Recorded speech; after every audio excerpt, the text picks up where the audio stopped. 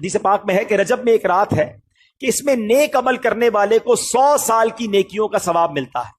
وہ رجب کی 27ویں رات ہے.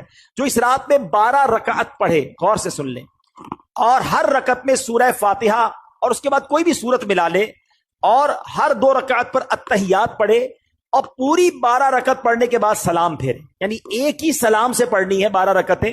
ہر 2 رکعت بعد التحیات پڑھ کے پھر کھڑے ہو جائیں. سورہ فاتحہ کے ساتھ کوئی بھی سورت ملا لے، بہتر ہے 3 بار سورہ اخلاص پڑھ لیں. ٹھیک ہے. اب جب 12 رکعتیں پوری ہو جائیں تو پھر آپ نے 3 تسبیحاں پڑھنی ہے. 100 بار کیا پڑھنا ہے؟ سبحان اللہ والحمد للہ ولا الہ الا اللہ واللہ اکبر. یہ 100 بار پڑھیں.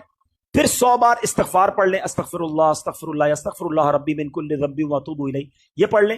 اور پھر 100 بار درود پاک پڑھ لیں. جب یہ وظیفہ کمپلیٹ ہو جائے تو نبی پاک فرماتے ہیں اپنی دنیا اور آخرت کے لیے جس چیز کے بارے میں دعا مانگے گا اور صبح کو روزہ رکھے گا، اللہ پاک اس کی سب دعائیں قبول فرمائے گا، سوائے اس دعا کے جو گناہ کے لیے ہو. معاذ اللہ اگر کوئی اپنے گناہ کے کام کے لیے دعا کرے گا تو وہ قبول نہیں ہوگی.